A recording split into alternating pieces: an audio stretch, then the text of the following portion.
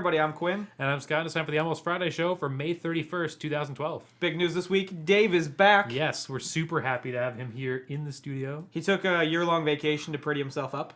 I think he did well. I would say so. He's twice the, well, I guess he's not really twice the man. No, this is just going downhill. Yeah. That's usually what happens. When you speak? Yeah. A little bit. Off the press this week, we saw Men in Black 3 this cheap Tuesday, so the girls will have the review on that for you. In Tech Insight this week, we're talking iPhone rumors. Because we just can't not. I know, it's unavoidable. We don't even like doing it. No, but if we don't do it, then we're just, I guess we're not really doing our job. I guess. Or something. You want to hear about it for There's whatever. some sort of like contractual obligation to talk about Apple rumors. Yeah, you're a podcaster. You have to. It's true. Yeah. Then we're going to science. Sean's talking about the actual successful SpaceX launch that we've been talking about for years. And it's actually happened, so he'll have the details on that. And somewhere in there, Beccy and Dave are going to be talking about Watchmen prequel. See, Dave's back and I got confused. Yeah. Yeah. That's what happens when we break a one-year cycle. That's right. And then behind the lens, Quinn has a Manfrotto vest to review for us. Photo vest. Yes. We're apparaling it up. Keeping up apparences? Maybe? Too much? Let's go with that. Take it back? Okay. Boo. With that, it's time for Off the Press. Hey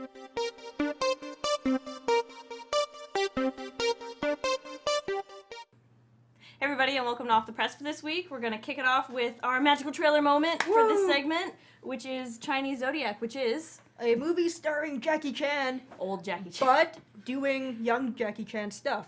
Which is crazy. Time-traveling Jackie Chan!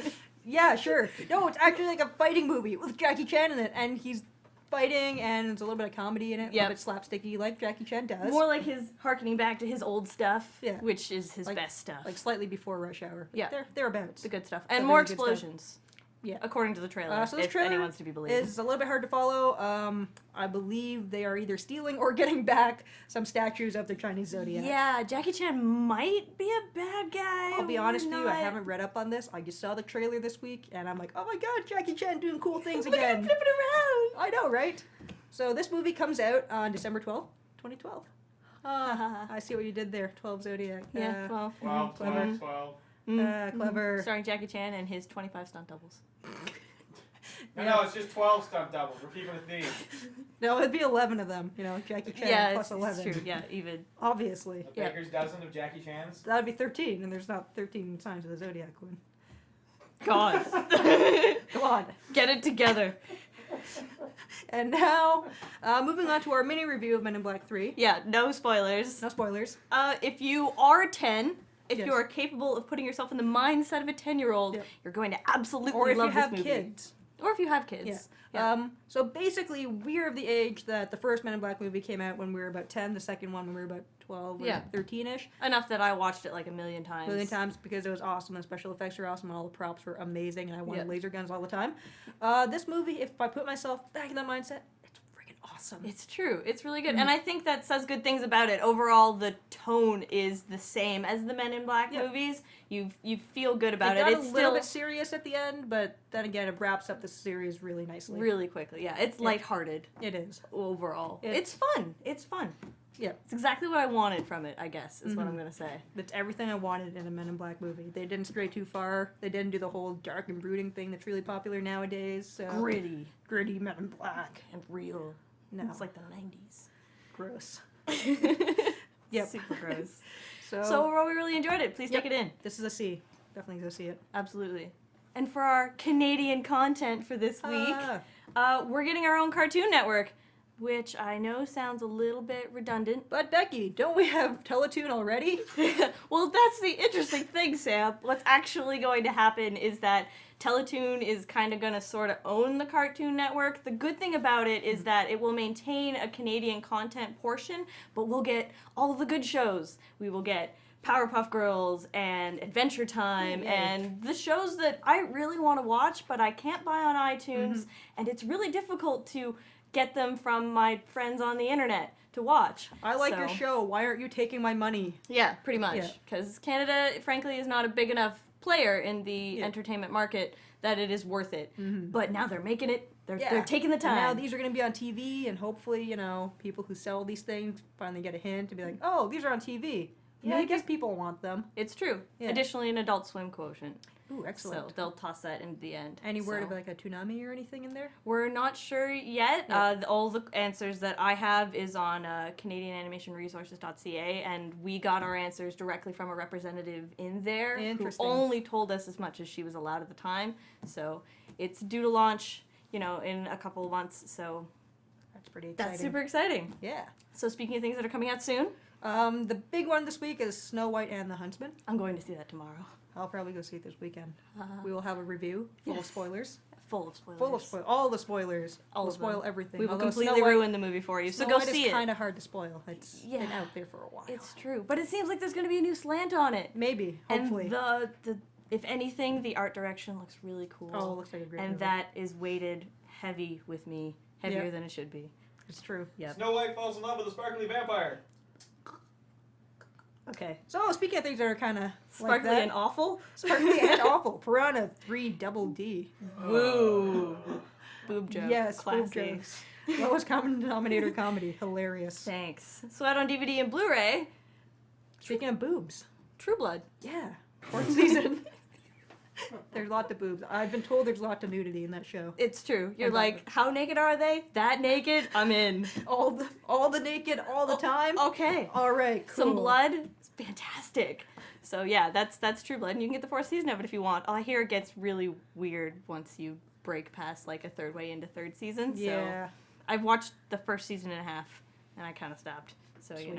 More excited for me personally. Goon is out. Hooray, more Canadian content. More Canadian content. Yes. Goon is less genre movie-ish than the stuff we usually choose to tell you guys about, but it's all filmed in Canada. But it's our show, so we can talk about what we want. Exactly what we want. And I love the heck out of this movie, so I'm That was definitely great. going to go buy it and watch it a million times and bring it to all my friends' houses and make them watch it. I don't even like sports movies, and this movie was hilarious. Yeah, and it's only an hour and a half, so if you don't like Yeah. it, it's not like you've lost that Not much a of your huge life. commitment. It's true. Interesting point about this film that I think should make you go watch it. Every single fight in it was done in one take.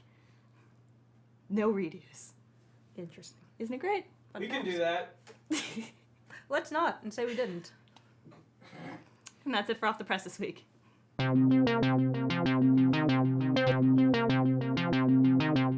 everybody, welcome to Tech Insight. We're starting it off with some Apple iPhone rumors because it's obligatory. Yeah, so we didn't really want to talk about it.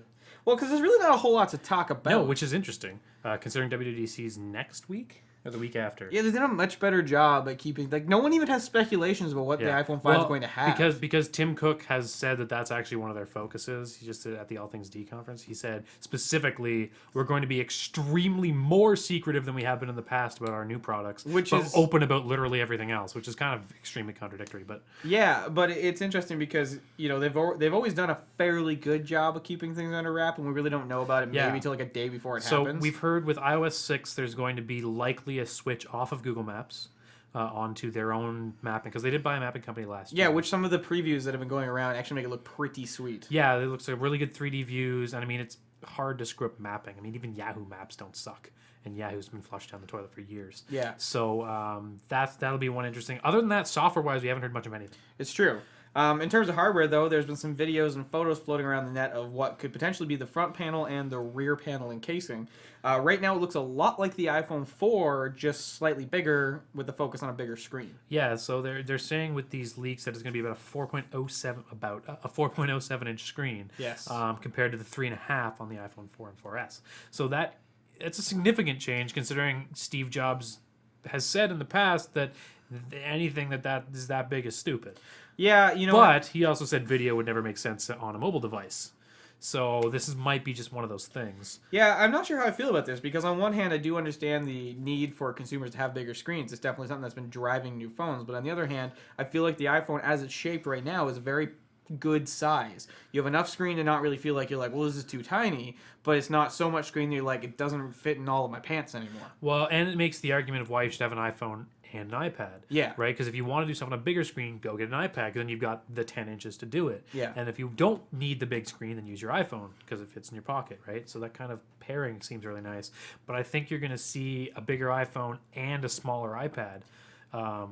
But then I feel like Potentially. that makes that gap even smaller, right? Because now it's a 4-inch iPhone and a 7-inch iPad, and it's like, well, Yeah, well, Apple's not the same company they used to be, right? it's true. So you could definitely see a different marketing strategy. There were some leaked blueprints of the device, schematics, if you will, that were swiftly banned from the internet. As I was trying to put it into the doc today, I couldn't find it anymore. So those were probably maybe at some point correct. But we'll have to wait and see till it comes out. I'm not super excited for the iPhone 5 at this point. The only thing I'm looking forward to is the chance to get a new phone because I would like to have mirroring AirPlay on my phone. Yes, that would be nice. There are also rumors about a smaller dock connector, which I think would just be the stupidest decision at this point, unless it goes to micro USB. Yeah, I really don't want it to suddenly stop working with all my devices. No, I mean, I can plug an iPhone in my car or in everybody's car has iPod adapters, right? True. I've got 100 iPod cables lying around and they all work on my phone. If it suddenly goes to a mysterious dock connector, that's not going to be good. I really feel like that would be probably the stupidest decision that Apple could make because the whole reason why people buy Apple Music related products is the compatibility across the board. And if they suddenly said, well, we're going to stop doing that, places will get burned down. Yeah. I mean, there is some weirdness between older devices and newer phones and newer iPods because even though the connector looks the same, it's not. Every time a new device comes out, it's actually a slightly different version of that connector, which is annoying. But if they go to something completely different, if for some reason they've done that, it better be USB micro. Otherwise, it's just completely there's no point. Yeah. Because the only point would be to go to a standard.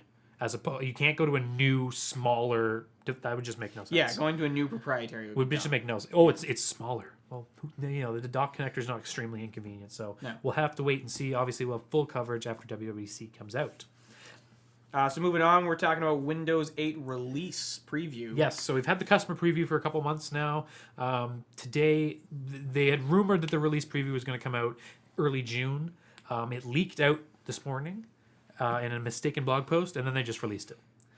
So the release preview is ready of Windows 8. I like that. Oh, crap, we hit that button too early. Whatever, go. Yeah, pretty much. Not that it wasn't ready. Obviously, they have it ready weeks in advance and things like that. But if you have the customer preview, you can just update.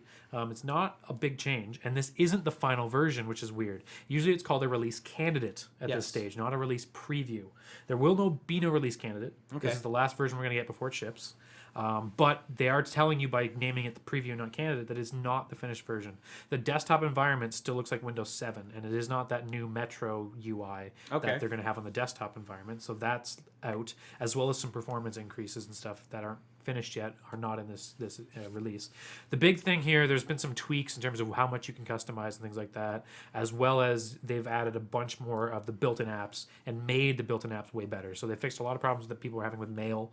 They added a couple cool apps. They added like a news app, built in that actually looks really nice. It's kind of a la Flipboard type thing. Okay. And it looks very smooth, very built in, and it has basically you choose where you want your news from. I don't know if it's completely customizable, but when I was looking at the Engadget preview today, they had hundreds of sources built in, including Canadian ones. I saw the CBC logo, so I don't think it'll be too hard to find the news you want. It had pretty much all the big sites I could think of.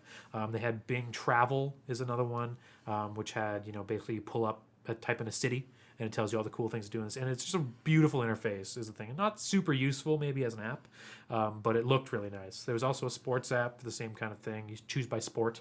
So, football or basketball or whatever, and then you can go through the stats and schedules. You can choose a favorite team as well, and it'll post a little box right on your main page that'll show latest updates for that team specifically, which I think is a really unique feature for a sports app. Yeah. Usually you have to get that company's app, like the Auto Centers app, the Toronto Maple Leafs app to get that. But this is any team for any sport. So you could follow like the Ferrari Formula One team if you wanted in the same app that you could follow, the New York Rangers. So it's pretty tight, the apps that have come out. But other than that, nothing too exciting. And it is the release preview, which is why I wanted to bring it up, because it's really different than normally they have the release candidate. So they're not quite done baking Windows 8 yet. Would you anticipate that we'd see another... No. You think this is going to be it? Yeah, if their time frames are the same, it's usually a fall release, and usually June is when they release the release candidate. Okay. Because they have to have time to print and manufacture the physical copies and things like that. So that's what the summer is going to be for. So I wouldn't anticipate seeing another version. But if you want to try it, this is the last one you'll get for free. They have announced that if you buy a Windows 7 PC now, You can upgrade officially for $15 when Windows 8 ships, and you have until the end of January next year to do that. Cool. So that's a good move for sure. And they're going to be announcing the other upgrade options for people who already have Windows 7 and things like that in the next couple of months. So we'll keep you up to date with that. So moving on to some domain name news. Yes. Do you have www.imawesome.me.awesome.com? I do not. Because if you want it, Time is running out. Time is running out to have those crazy domain names that end in crazy things. Yes, so we talked about a year ago almost. They opened up the top level domain. So instead of .com, you could have .Quinn, Yes. or .almost Friday Show, or .apple, or .microsoft. So that was a big deal because before it had been restricted to the country codes, .com, .biz, things like that. But you needed to have a lot of money to do it. Mm-hmm. The applications for those top level domains have closed. I don't remember when this was dated. Yesterday night at midnight. So if you wanted to get one in and you didn't, too bad. I'm assuming they'll probably open up again later, but they need to process all the applications. If you were wondering, it costs $185,000 to apply, plus $25,000 a year Wow. after that to keep it going. So ICANN's really raking it in off that. Although to be fair, it's a big change for DNS. Yeah, for sure. Have all these whatevers. It also makes the web names look really strange. Well, that's the thing is that everyone always asks me. I get a lot of people that ask me, "Oh, well, I'm buying a domain name. Should I get .ca? Should I get .com? .net?" And it's like everyone is hardwired to believe that .com is the default. Yeah. So as soon as you go and try and make something more interesting, unless it's incredibly, incredibly catchy, they're just going to assume it's .com anyways, and you're never going to get them to your site. Now, the only way I thought this was actually going to be useful would be for things like company branding. Yeah. So you could have, big company like, Apple. You could have iMac.apple. Yeah. And, maybe people wouldn't go to that site, but it would show that in the bar, and that would look really, and be very easy to organize things that way. Yeah. As opposed to like iMac.apple.com. You'd go to apple.com, and then everything after that point Yes. would then be .apple. Yeah, and I think that, for most Microsoft would be a great example because they have 150 divisions. You go Xbox.Microsoft, Yeah. or Windows.Microsoft would be great. And, shopping would be good for things like that too. Different stores could organize themselves really easily that way. But in terms of like personal websites and stuff, please don't do that. .com, .ca if you want to specifically point out to people that you're Canadian. But other than that, people will forget your email address or your website if you. To be use honest, if anything you have different. the .ca or the .us or the .org, buy the .com as well if you can. Yeah, absolutely. Because most people are going to do it wrong. Last but not least, Canadian news of the day. And continuing with our iPhone trend, TELUS is now going to be unlocking iPhones for $50 as of June 1st. Yes, so now TELUS and Rogers, the only carriers authorized by Apple to unlock devices. So if you have a TELUS iPhone and you are off contract, importantly, you have to be off contract. You can go to TELUS and they'll unlock it for any carrier for just $50. Which isn't too bad. Pretty reasonable considering, jailbreaking can be unstable, and if you're giving it to And can take grandma time. or something, or if you want the new OSs and things like that, Yeah. for $50 you might as well just go for it. For sure. All right, well, that brings us to the end of Tech Insight for this week.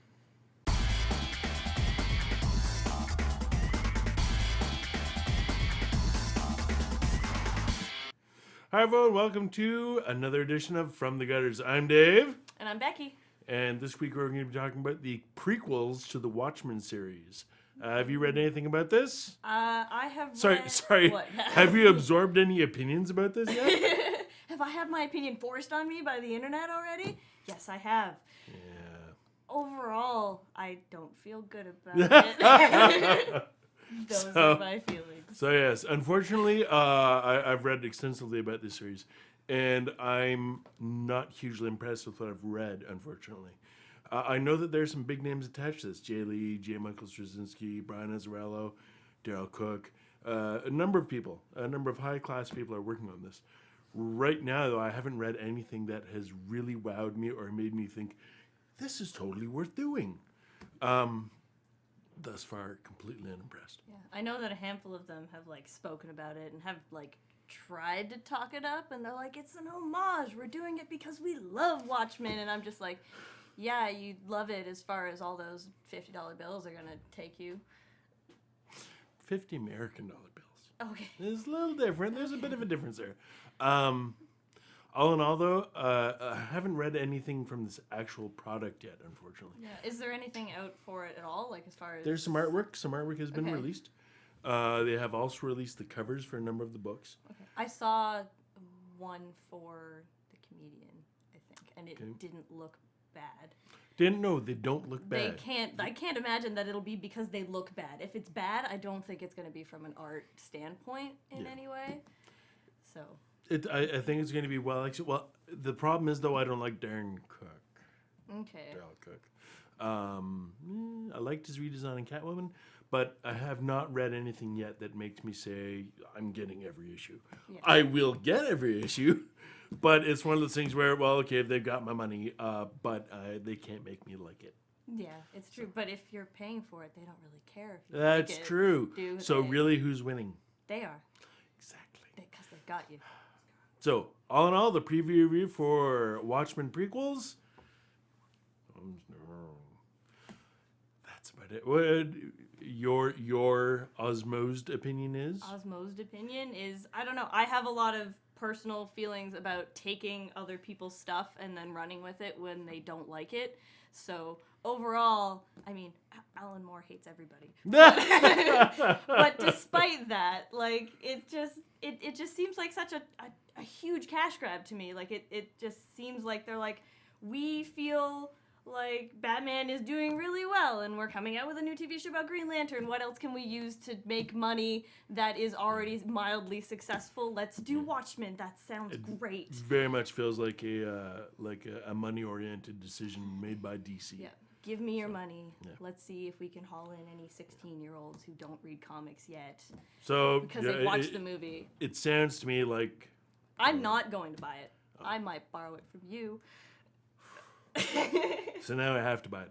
Hey, so thumbs down for me and a thumbs down from the illustrious Ms. Beccy. So let's see in September when this stuff is released whether we have to eat our words or not. That's it this week. I'll talk to you next time. It's kind of alive. Nah, it's still dead. Oh.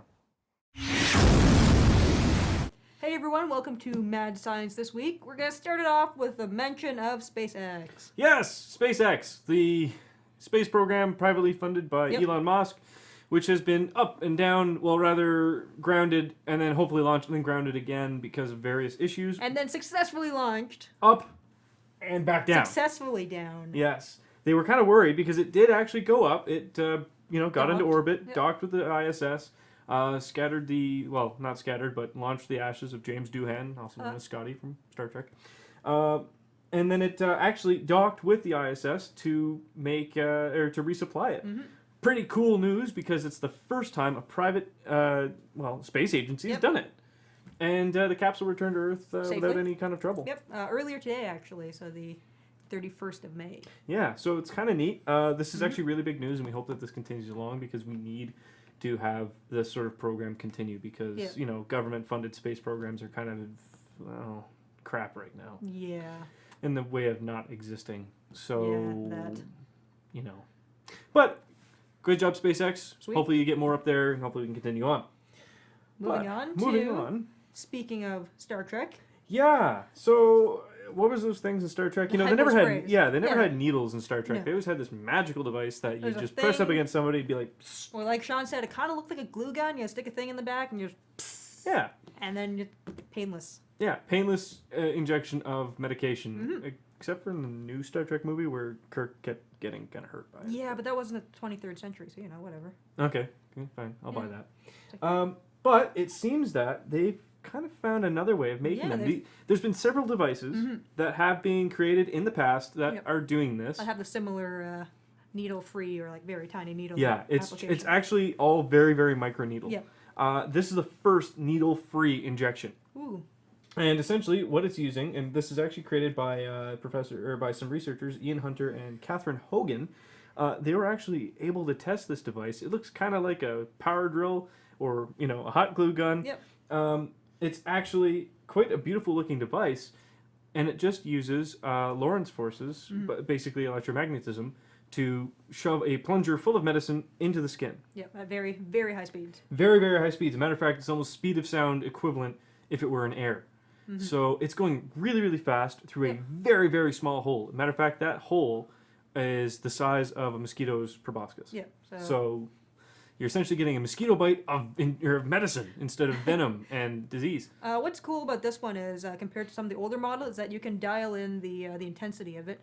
So if you're to inject someone with softer skin, like a child or a baby, or in an area where you're softer, just dial it back. But if you were to do an adult or somewhere where you have tougher skin, like for whatever reason, if you have to do the hand, just dial it up a little bit more, and it'll bring up punch the right through. intensity. Yep. And it's actually really neat because then they can also inject a wide array of different types of drugs.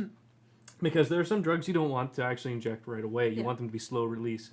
Generally, anything that gets injected into a muscle, if my understanding is correct, is a slow release thing instead of going directly into a vein. Yeah. So with that, they can actually do the same thing. They can instead just put it right into the skin. And have the skin absorb everything. Exactly, Or and it just would do a slowly go direct, in. regular injection. So really, really neat. Yeah. This is basically the anybody who's afraid of needles. This is kind of the next step, but at the same time, this is a very hygienic way of introducing something, some chemical into the body, because there's no needles. There's no risk of someone accidentally poking themselves after they've injected somebody who could potentially have a transmissible disease. All you're doing is going, psh, basically staple gunning them or nail gunning them with medicine. That's slightly more terrifying than a needle. Thanks, you're. But okay, sans nail. How about that? Either way, but you're just pressing it up against them, a and then small it goes. hairdryer to your arm. Exactly, and then that's it. And then it's easily sterilized and things like that. But yeah, it's mostly taking out the risk of stabbing yourself while you're messing around with needles and other biological And waste. making it a little bit less scary. Yes. Hopefully. Well, yeah, hopefully. Slightly. But moving right along and keeping with space and Star Trek in general, actually today, it's kind of neat. There's a teenager who I'd like to mention, Aisha Mustafa from Egypt, who has patented a potential theory on how to propel a spaceship without using fuel. All right, so this one goes a little bit over my head. Yeah, it delves into quantum physics. Yeah, it's a really dense read. Yes, but this young lady has come up with a rather novel way of tapping what is basically just called the quantum vacuum. It's kind of long been understood that there is energy in vacuum because a vacuum is not technically devoid of all particles or devoid of everything. So even in the depths of space, you will still find some form of, well, you'll find something. It's just going to be very, very, very tiny. It'll be a quanta of something. But she basically invented a way of using the Casimir effect, which is on a very tiny scale, using, which we've talked about before, two metal plates, generally speaking. If you bring them really, really close, eventually they're just going to close together. But we're talking really, really, really close. She's come up with a way of using highly reflective and moving plates. So she's using a dynamic effect, which is actually causing a net amount of force coming out of this system. So basically, by moving the plates, oscillating them, instead of allowing them to close and having the outside pressure completely equalize, what they're actually doing is working like a pump. Okay. So you've got the two plates moving like this. Yeah. What they're doing, though, is they're pulling in a certain amount of energy over here, or certain other particles. So before they can get too close to push everything out, they open up again, and then put more in, and keep shoving and shoving more until it gets compressed, and eventually just is expelled as energy. That makes more sense now. Yes. And that is a very, very dumbed down version. Yep. I've read into the Casimir effect multiple times. It is insanely difficult to get your head around. It is anything when you start getting into quantum, as Scotty has said, once you start getting into quantum, it just becomes a problem. And the best quote I've heard is, if you say you understand quantum mechanics or quantum physics, you don't. Because even they don't. So, what does that turn into? Free energy-ish. Space travel. Space travel. Yeah. Basically, it's a propulsive forces that they're trying to go for, because if they were to call it free energy or anything like that, then they you don't can't get a patent. Yep. But at the same time, that could be ancillary.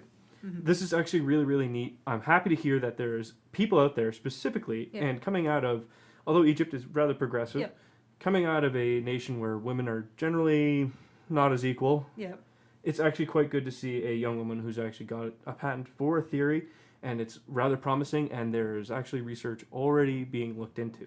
They're trying to find a way of actually starting this. This is actually really, really cool. That's awesome. So good on you, Aisha, and hopefully you can succeed with this. And on that rather lighthearted note, and pretty good story, once again, devoid of robots and death and mayhem, that'll wrap it up for this week. Yeah. I'll have to step it up. We need some more robots. Well, we'll see you next week.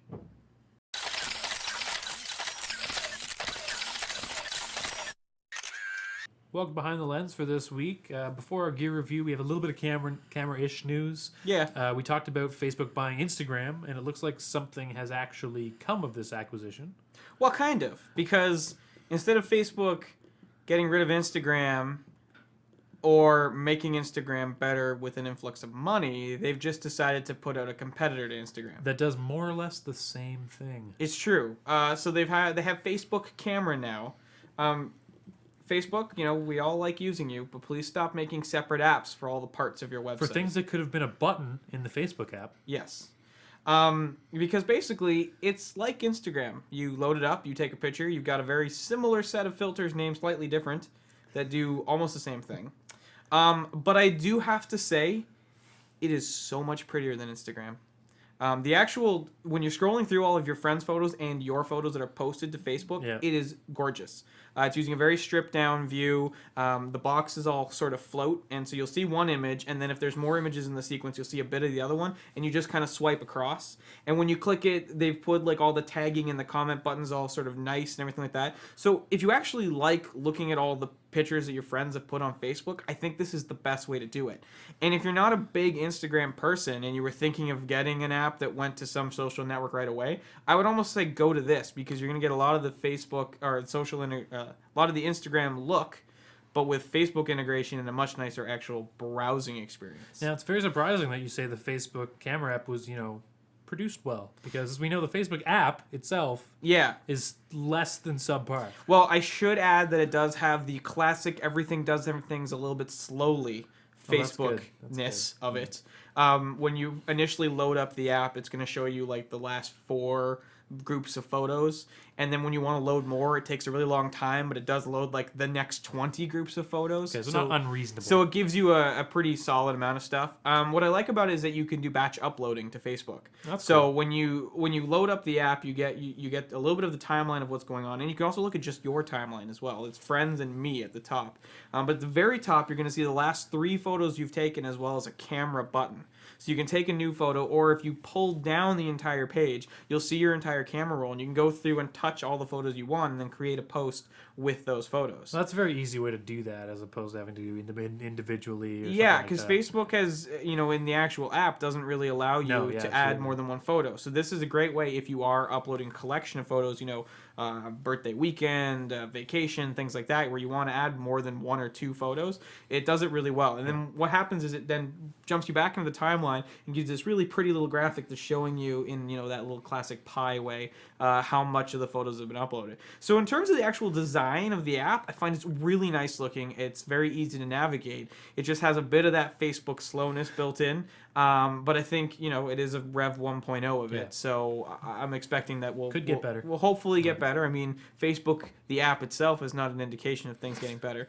But let's hope there's a different team running this one, because it does have an entirely different aesthetic than the other 2 Facebook apps. And is that just for iOS, or is it on Android as well? I don't know. I'm going to be honest, I didn't check. There you go, folks. I think it might just be for iOS right now. But I'm sure there's an Android version coming. Likely. And it'll run even slower. Potentially. Depends on your phone. Yeah. So we're moving on to our gear review, and Manfrotto was awesome enough to send us a Lino Pro photo vest. Now I should start by saying that I don't typically like photo vests because they usually make you look like you're going to go fishing. Yes. And I'm not a fisherman. And they usually add 50 pounds to you for no reason. It's true. Yeah. I mean, the thing is that a lot of photo vests come from a heritage of a time where we all shot with film. And so we'd have 2 or 3 film bodies, we'd have a whole pocket full of film, we'd have a light meter, all this kind of stuff. Well, the fact of the matter is that we don't need nearly as much of that gear anymore. So it's time that we reevaluate what a photo vest should have. So the first thing that I want to talk about this vest is the fact that it's pretty good looking. Yeah. I mean, it's a slick-looking vest. I mean, it's a vest, so it's always going to look like a vest if you can't get over the fact that it's a vest. But in change defense that. of the vest, you're not going to wear this out to a party or when you're walking on the street. You're going to wear this when you're going on a shoot. Absolutely. Now, they also make basically the same setup, but as a jacket, which is also pretty cool. And the jacket, I think you could wear as an everyday thing because it doesn't look as much as utilitarian as a vest does in nature. But what's cool about this is that there isn't a glaring bunch of, mesh pockets everywhere and that Filled kind with of fishing stuff. lures, yes. But there are still pockets on it. I want to talk a little about the camera support. First off, you got this sort of high neck collar, which is pretty good when you want to take your camera. You're able to put this guy back here, and this material actually basically pads the strap against your neck, so that you're got this much more comfortable material than possibly the camera strap you're using. And you can also flip it over itself and basically tuck the camera in. Another thing I like about this guy is it's got these little toggles up front, so that if you have to, jump in a bus or something, change locations, if you're doing any kind of event work, you can basically tether down your strap so that the camera doesn't move as much, which I think is pretty cool. Now, talking about tethering down your strap, what they've also done is they've got these double Velcro shoulder buckles, so you can put the camera over your shoulder and Velcro it in, and then there's actually snaps at the top here. So that way, if you want to just stand there with your camera, it's not going to go anywhere. Like that Velcro is not going anywhere. I mean, I don't have the heaviest camera ever. If you had a really big lens, it could probably tear the Velcro out. But it's still going to give you some sort of security if you just need the rest of the camera at your side because you got to do something. Yeah. Because I like holding my camera over one shoulder, but there is always that concern that you're going to drop your camera. Yeah, absolutely. So on the front here, we've got two sort of slim interior pockets. So these guys are great if you want to throw some filters, if you got to have documents, ID, passport, any of that kind of stuff, if you're a travel or event photographer. They include with it their little memory card case, which I think is pretty nice. This guy uses elastic bands to get at it, so it actually holds a pretty substantial number of memory cards. You're going to get there's CF slots, or CF. SD slots here, and CFs. You got 8 CFs and 6 SDs. But what I like is that it kind of all folds into itself, and it's just got these little straps, so it's nice and quick. And it's pretty slim, and then they've built a little tether. So you could, if you've got a think tank case, like we've got a think tank case that we like, you could attach that, or if you got to put your keys somewhere, or you have to put some sort of ID that you're going to pull out all the time, you can have it tethered to that, and that's just going to go back in the pocket, which is nice.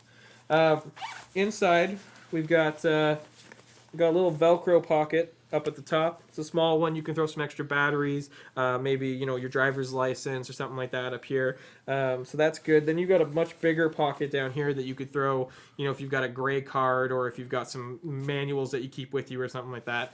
On the other side, they make a specific pocket for their little Manfrotto tripods. Yes, they like to do that, yes. Yeah, so you can put the 2 tripods in here if you want to. Obviously, you could take out these little cards and put whatever you feel is necessary in there, but they kind of suggest that you should buy their tripods and put it in there. And then you've got another little pocket up here as well. Now, you can see these kind of straps right here, and this is basically their weight distribution straps. So what I want to talk about is these front pockets, because these pockets are lined with your typical sort of gray bag interior. But what's cool about them, and they include this with the vest, is that you can unzip them. They become much larger, so you could put a body with a lens in here if you wanted to.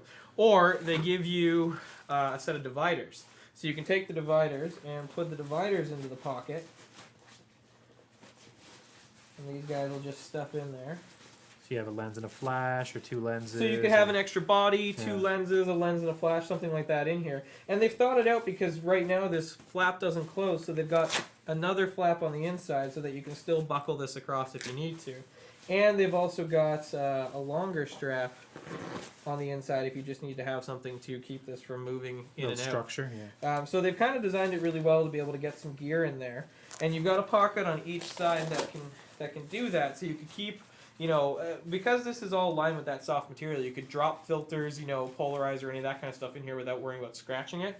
But you could also unzip the other one and just put your body with a lens and then 2 other lenses here while you're moving about. Now, the thing is that they talk about having these little suspension straps, but I only see them on one side of the vest. So I'm not sure if this guy has the same shoulder weight distribution that this one does, because I don't see them on this side.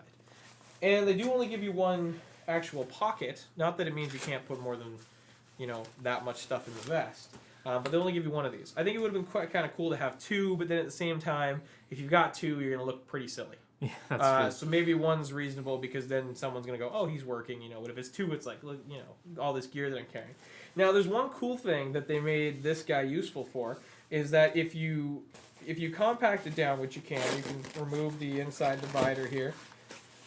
and it gets nice and small, and you can put it compacted back in the pocket. But what they've actually done with this, to give you a little bit more flexibility, is you can undo these straps on the side. And then this has sort of like a grippy hard material. And what you do is you then take this guy and you wrap it around your knee using the straps. And you'd use both, but for the sake of for time, I'm just going to use one. And now with this strapped to your knee, you can get down and shoot from the ground while basically keeping your knee from getting all muddy or scratched up or anything like that. So they sort of built this pocket to be multi-purpose based on whether you have to carry lenses or whether you do a lot of sort of down-low shooting. So overall, what I like about it is that it does slim itself down when you don't have a lot of gear. You might just have your camera with one lens, but you want to carry memory cards, batteries, credentials, that kind of stuff. And I think the big thing for me is that it's a pretty good-looking vest. It doesn't have that typical fisherman's friend look to it. No, it's somewhat stylish, but it keeps you looking professional. Yeah, absolutely. I mean, you could definitely show up to a gig in this and not... People aren't going to be like, well, that seems out of place. Yeah, absolutely. When you show up to a wedding and you've got that sort of khaki fisherman's vest on, I mean, as much as, yes, it's practical, you're kind of going to stand out a bit, and some people might think it looks unprofessional. Yes. But if you show up to a wedding wearing something like this, it's a lot more subdued in color. It's black. It's still got all the, the gear and protection and holding that you want without necessarily making it stick out so much. And, like we said, if you can't get over the idea of it being a vest, they do make a jacket version of this, which has pretty much all the exact same features, except it has sleeves. And what they actually do on one of the sleeves is they've got a lens cleaning cloth built into the sleeve. Oh, that's cool. So you can pull that out, clean your lenses, tuck it back into your arm, and it's good to go. So these guys are pretty cool. You can pick them up from various retailers. It's the Manfrotto Lino Pro Photo Vest. And, if you've been looking for a photo vest, but haven't been super set on these styles so far, I'd recommend checking these guys out, coming in a variety of sizes. There you go. That's it from Behind the Lens this week.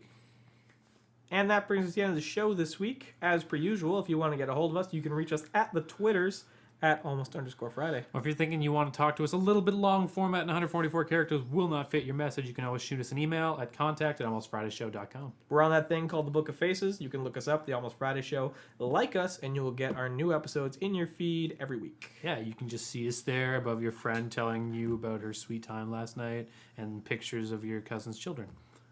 Yeah, that sounds about right. There's a lot of right in there. That's where it shows up on my feed. Sweet time, pictures of children. But importantly, Almost Friday Show right in the middle. Yeah.